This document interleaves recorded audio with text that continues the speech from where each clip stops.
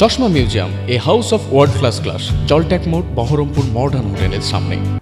চিকিৎসার গাফিলতির কারণে প্রতিবাদে বহরমপুরের এক আই হসপিটালে ভাঙচুর। পরিবারের দাবি, ভুল চিকিৎসার জন্য চোখ হারাতে বসেছে এক 13 বছরের নাবালিকা।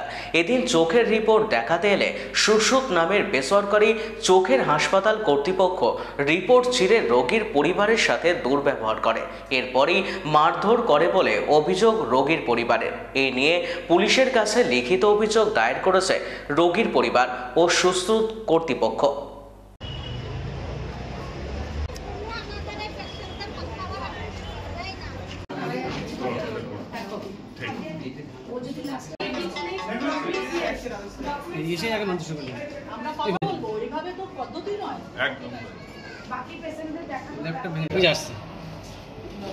নাম্বার 1 একজন, নাম্বার 2 যে টুকু আমরা দেখে নিচ্ছি, ওটা আপনাকে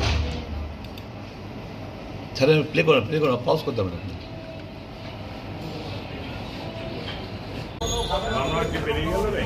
না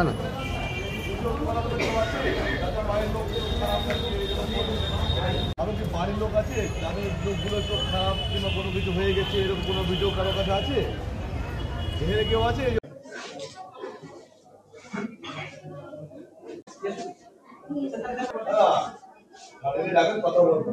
আমি যদি কোনো কিছু করতে গিয়ে কিছুটা হয়, তাই বুঝতে পারবো যে না আমার দ্বারা। জন্য বলতে আমি মাস 9 আগে আমার মেয়ের চোখের প্রবলেম হচ্ছিল, সেজন্য গিয়েছিলাম। তো সেখানে গিয়ে তখন আমার মেয়ে একটু ঝাপসা দেখছিল, যার পরিপ্রেক্ষিতে কোনো ডাক্তার দেখিয়ে আমার মেয়েকে চশমা দেওয়া হয়েছিল। কোথায়? ওখানটাতেই, সুশ্রুত।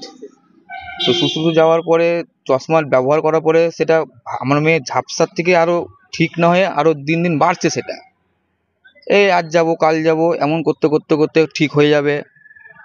যে সেই রিপোর্ট আজকে প্রথমবার এখন এসেছিলাম কথা বলতে, তখন ওনারা বললেন যে রিপোর্ট ছাড়া আমরা কোনো কথা বলতে পারবো না।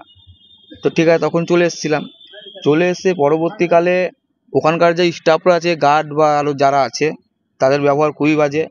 তো পরবর্তীকালে আমি যখন রিপোর্ট নিয়ে গেলাম কথা বলতে, তখন ওনারা বলছে এইসব রিপোর্টে কোনো মান্যতা নাই, রিপোর্টটা ছিঁড়ে দিল। ওই যখন ছিঁড়ে দিল তখন আমার সঙ্গে আরও 2-5-7 জন ছেলে পেলে গেছিলো, ঠিক আছে। তাদের সঙ্গে গার্ডদের ধাক্কাধাক্কি হয়ে যায়। ওই ধাক্কাধাক্কিতে আমার সঙ্গে একটা ভাই আছে, তাকে মারধর করে। এগুলোই হয়েছে। এটা সম্পূর্ণ একটা সুশ্রুত ভুল চিকিৎসার গাফিলতিতে আজ এত বড় একটা ঝামেলা বানানো হলো। আমারই বাড়ির লোক খামোচ্ছে এবং মার খেতে হলো, আবার আমাদেরকেই মারলো। সেটা আমি এখনো বলতে পারছি না, তবে আমি আমার তরফে একটা থানায় লিখিত অভিযোগ জানাবো। আমার নাম গৌতম হালদার, শাকি হালদার। কত বছর? 13। যেটা হয়েছে আমরা নিজেরাও এখনো ক্লিয়ার নই, কেননা আমাদের কাছে কোনো প্রেসক্রিপশন দেওয়া হয়নি, কোনো পেশেন্টের নাম বলা হয়নি, কিছুই বলা হয়নি। 25-30 জন ছেলে দেখলাম চলে এলো, আমাদের সিকিউরিটি সহ আমরা দৌড়ে গেলাম। আমি অন্তত হাত জোর করে বললাম যে ভাই কি প্রবলেম হয়েছে, বাড়ির লোক প্রেসক্রিপশন নিয়ে আসুন, ডক্টর কথা বলবে, আমরাও কথা বলবো। তো বললো ঠিক আছে, বলে চলে গেল। চলে গিয়ে সেকেন্ড রাউন্ড আবার দলবল মিলে চলে এলো এবং আমাদের ছেলেদের ইনজিওর করলো, সিকিউরিটিকে ধরে মারধর করলো। আমাদের জিনিসপত্র, মেশিন, বিশেষ করে দামি দামি মেশিন সমস্ত ভেঙে চুরে, দেখুন আপনারা ফুটেজ দেখেই বুঝতে পারবেন। জানি না এক্স্যাক্ট, আমরা এখনো ক্লিয়ার নই। তো মহিলা ডাক্তার তখন ঘরেই ছিলেন, না তার সঙ্গে তার গায়ে হাত তোলেনি, মিথ্যে কেন বলবো। কিন্তু সেটা নয়, প্রসিডিওরটা যে ঠিক নয় সেটা আমি ওনাদের বলেছি। ওরাও বললো ঠিক আছে যাচ্ছি বলে প্রেসক্রিপশন নিতে চলে গেল। চলে গিয়ে সেকেন্ড টাইম আবার ব্যাক করলো। কতজন? মোটামুটি 25-30 জন হবে। না স্বাভাবিক, সেটা এতগুলো পেশেন্ট নিয়ে আমাদের রোজকার যে কাজকর্ম, যে পেশেন্টের হ্যারাসমেন্ট, সেগুলো তো হচ্ছে। আমরা তো লুজার, বলতে পারবো না। মানুষের মানসিকতা আমরা কি করে বলবো। আমরা আমাদের তরফ থেকে অফিসিয়ালি পুলিশকে জানানো হয়েছে, পুলিশ বললেন জিডি করুন, আমরা আসছি।